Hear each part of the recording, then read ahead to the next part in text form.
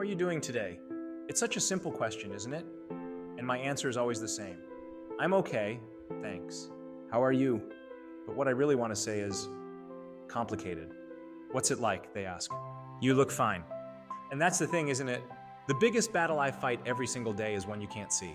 My body is a war zone, and I'm the only soldier on the front line. I am a guy, so I have to put on a tough guy front. Let me try to explain. My day starts like this. You wake up, but it doesn't feel like you've slept. It feels like you've run a marathon in your sleep, and your prize is a body filled with lead and sand. Every limb is heavy. Your brain is wrapped in a thick, dense fog. This isn't just being tired. This is a soul-deep, bone-crushing exhaustion. It's the kind of fatigue that makes the thought of just lifting your head off the pillow feel like climbing a mountain, but you have to. Life doesn't stop, so you do.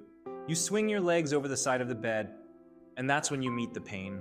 It's always there waiting for you. Maybe today it's a dull, radiating ache in your joints, like a toothache in your bones. Or maybe it's a sharp, stabbing sensation that moves around like an unwelcome guest. One day in your back, the next in your hands. It's like a fire under your skin, a constant, low-grade inflammation that whispers and sometimes screams, I am here, and you haven't even had breakfast yet. So you start negotiating with yourself. It's a constant game of what can I afford to do today, with your energy as the currency. Okay, I can shower, or I can make a proper breakfast. I don't have the energy for both. So you choose. A quick rinse it is. You get dressed, and even that simple act can feel monumental. Pulling a shirt over your head, your shoulder joint protests. Bending down to tie your shoes sends a jolt through your spine. This is what it's like to live with an invisible illness. This is what it's like when your own body, the one thing that's supposed to be your safe harbor, turns on you. It's a constant, silent struggle of pushing through, of painting a smile on your face and saying, I'm fine, when every fiber of your being is screaming. It's pretending you can keep up when all you want to do is lie down. It's canceling plans and feeling the guilt, knowing people might think you're flaky, when in reality your body has just cashed its last energy check for the day. It's mourning the person you used to be, the one who could just do things without a second thought. But it's also about finding strength in the small victories. The victory of getting out of bed, the victory of taking that shower, the victory of making it through another day. It's learning to be fiercely kind to yourself, to listen to your body, and to find joy in the quiet moments. So next time you ask someone how they are and they give you a simple, I'm fine, just remember, there might be a whole universe of struggle and resilience behind that one simple word. And sometimes the most powerful thing you can offer is not a solution, but just your understanding. Now, before we get into the good stuff, let's get a really important disclaimer out of the way. If you're dealing with an autoimmune disease, chronic pain, or any serious health condition, it is absolutely essential to talk to your doctor or a registered dietitian before making any big changes to your diet. Think of what we're about to discuss as a powerful supplement to your medical care, not a replacement for it. Your health journey is unique, and professional guidance is key. Okay, with that said, are you ready to explore how your juicer can become one of your best friends in the fight against inflammation? Let's talk about some of the superstar ingredients that are famous for their pain-easing and anti-inflammatory properties. First up, the golden root of wellness, turmeric. This stuff is legendary for a reason. Inside this knobby little root is a compound called curcumin. Curcumin is a powerhouse anti-inflammatory. Studies have shown it can be as effective as some anti-inflammatory drugs, but without the side effects. It works by blocking certain molecules in your body that play a major role in inflammation. So for conditions like arthritis or general joint pain, incorporating fresh turmeric root into your juices can be a game changer. And here's a pro tip you absolutely need to know. Curcumin on its own is a little hard for our bodies to absorb. But if you pair it with a tiny pinch of black pepper, its bioavailability, meaning how much your body can actually use, skyrockets by up to 2,000%. So if you're making a blended juice or a smoothie, a little crack of black pepper is your secret weapon. Next on our all-star list is turmeric's spicy cousin, ginger. Oh, I love ginger. Not only does it add a delicious, zesty kick to any juice, but it's packed with compounds called gingerols. These are potent anti-inflammatory agents that have been used for centuries as a natural pain reliever. If you've ever had a sore muscle after a workout and reached for a ginger tea, you know what I'm talking about. It's fantastic for soothing achy joints and muscles. Plus, a huge bonus for anyone dealing with chronic conditions. Ginger is incredible for settling an upset stomach and fighting nausea, which can often go hand in hand with chronic pain. All right, let's talk about getting our greens in. And I mean dark leafy greens. Think kale, spinach, and collard greens. These aren't just for salads. When you juice them, you get a super concentrated dose of incredible nutrients. They are loaded with antioxidants and vitamins like vitamin K, which plays a direct role in regulating your body's inflammatory response. They also provide vitamins A and C, which help protect your cells from damage. Juicing these greens is like giving your body a deep cellular level cleanse and an anti-inflammatory shield. And finally, let's talk about the humble yet mighty celery. Celery juice had its moment in the wellness spotlight, and for good reason. Celery is packed with beneficial compounds like luteolin and apigenin, which have been shown to reduce inflammation in the body, particularly in the brain and digestive tract. It's also incredibly hydrating and alkalizing, which helps create a less inflammatory internal environment. It's a simple, refreshing base for any anti-inflammatory juice. So, how do you put this all together? It's simple. Let me give you one of my favorite go-to recipes. I call it the Golden Sunrise Soother. You'll take a handful of spinach, 2 or 3 stalks of celery, a 1-inch piece of fresh ginger root, a 1-inch piece of fresh turmeric root, half a green apple for a little sweetness and extra phytonutrients, and the juice of half a lemon for vitamin C and a bright flavor. Just run all of that through your juicer. The result is this beautiful, vibrant green gold liquid that is just teeming with life and healing power. It tastes refreshing, a little spicy from the ginger, earthy from the turmeric, and just makes you feel good from the inside out. You're dealing with fatigue from an autoimmune disease. It's a very common and challenging symptom. While diet alone won't cure fatigue, focusing on anti-inflammatory and nutrient-dense whole foods can help support your energy levels and overall well-being. I call them meals that heal. Oily Here fish, are 5 e.g. types of foods salmon, that are mackerel, often recommended sardines. for sustained Why? energy. They are rich in and fighting omega-3 fatty inflammation acids, associated with EPA and autoimmune DHA, conditions. which are powerful anti-inflammatories. Since chronic inflammation is a hallmark of autoimmune disease and can contribute to fatigue, reducing it may help improve energy. They also provide high-quality protein for sustained energy. Alternative, if you don't eat fish, walnuts, chia seeds, and flax seeds offer plant-based omega-3s, ALA, leafy green vegetables, e.g. spinach, kale, Swiss chard. Why? They are packed with vitamins, minerals, and antioxidants. Importantly, they are excellent sources of iron and B vitamins, like folate, which are essential for energy production and preventing the fatigue associated with anemia. They are also high in fiber, which helps stabilize blood sugar for steady energy.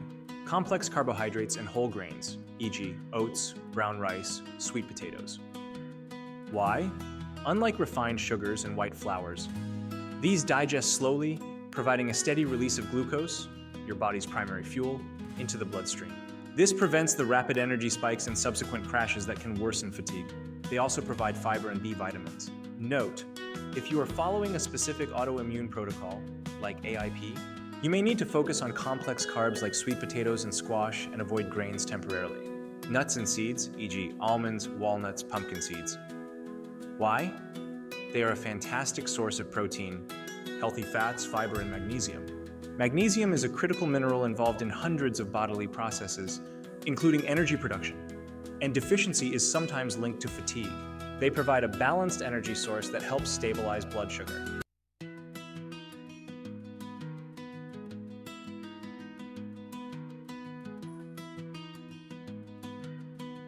I want you to take a deep breath with me. Inhale and exhale. How often do you really let yourself do that? Just be? In our crazy non-stop world, we're always told to hustle, to push harder.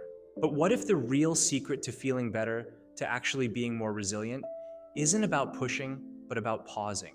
Let us talk about the incredible power of your mind and how it's directly connected to your body. Think of it like this. Your nervous system is your body's command center. When you're stressed, it's in full-on fight or flight mode, sending out alarm signals. For many people, especially those dealing with chronic conditions, that constant stress can be a major trigger for flares and pain. But here's the good news. You have the power to calm that system down and take back a sense of control. One of the most powerful tools for this is mindfulness. Now, don't get intimidated by that word. It's not about emptying your mind completely. It's about anchoring yourself in the present. Try this. Just for 5 minutes a day, focus only on your breath. The feeling of the air coming in, your chest rising, and the release as you exhale. That's it. It is a simple act that pulls you out of the whirlpool of what ifs and what should haves and grounds you right here, right now. If you need some help getting started, there are amazing apps like Headspace or tons of free guided videos on YouTube. Another incredible mindfulness technique is a body scan meditation. This has been a game changer for me. You lie down, get comfortable, and just systematically bring your attention to different parts of your body, from your toes all the way up to your head. The key is no judgment. If you feel pain or tension, you just notice it. Ah, there's tension in my shoulder. You observe it like a scientist instead of fighting it. Over time, this practice can completely change your relationship with physical discomfort, turning a battle into a conversation. And while we're on the topic of shifting your focus, let's talk about gratitude. It sounds so simple, almost cliche, but it works. At the end of each day, make it a habit to think of, or even better, write down 3 to 5 things you're genuinely thankful for. It could be the warmth of your coffee cup, a funny text from a friend, or the way the sunlight hit the trees. This tiny ritual retrains your brain to scan for the good, to see the positive that exists even on the hardest days. Now let's get moving, but gently. The phrase, listen to your body, is everything. Gentle movement isn't about pushing your limits. It's about honoring them.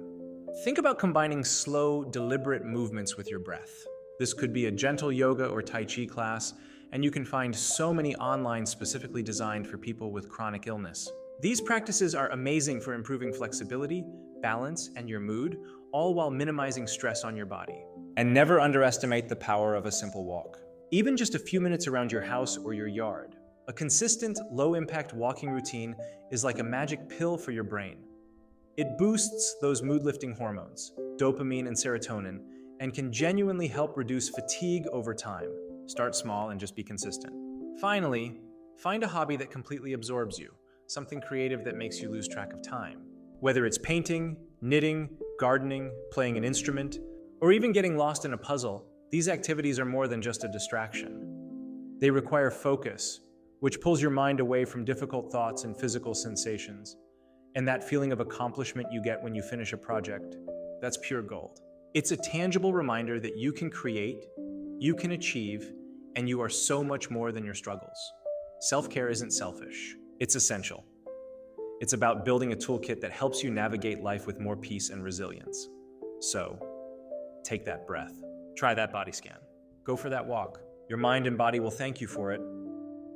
Have you ever tried to explain a dream to someone? You're super excited, you're laying out all the weird details, but you just see their eyes start to glaze over. You can tell they're just not getting it. Well, imagine that, but instead of a dream, you're trying to explain your everyday reality. That's what it feels like living with a chronic condition. For the longest time, I really struggled with this. When well-meaning friends or family would ask how I was really doing, I felt this immense pressure to make them see it, to make them truly understand. So I'd try. I'd list my symptoms one by one. I'd talk about the deep, aching joint pain that felt like ground glass in my bones. I'd try to describe the brain fog, how it felt like my thoughts were swimming through thick mud.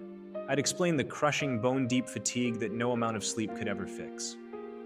I was trying to describe the indescribable, but I'd watch their faces. I'd see that moment where their polite attention would just drift. It was too abstract. It was like I was speaking a completely foreign language, and they just couldn't find the translation. And in that moment, I'd feel even more alone than before I started talking. The very act of trying to connect just ended up highlighting the huge chasm between my world and theirs. It just wasn't landing. I knew something had to change. I couldn't keep hitting this wall of polite incomprehension. It was exhausting. I realized I couldn't just list facts and symptoms like a medical textbook. That wasn't my life. I had to learn to give them a map to my invisible world. I needed to translate my experience into a language they already spoke. I had to build a bridge across the gap between their reality and mine. So I started using analogies. Instead of just saying, I have fatigue, I'd say, you know how your cell phone battery starts at 100% in the morning? Well, my body starts its day at maybe 40%. And everything I do, from taking a shower to making breakfast, drains it way faster than yours. By noon, I'm already in the red, running on fumes.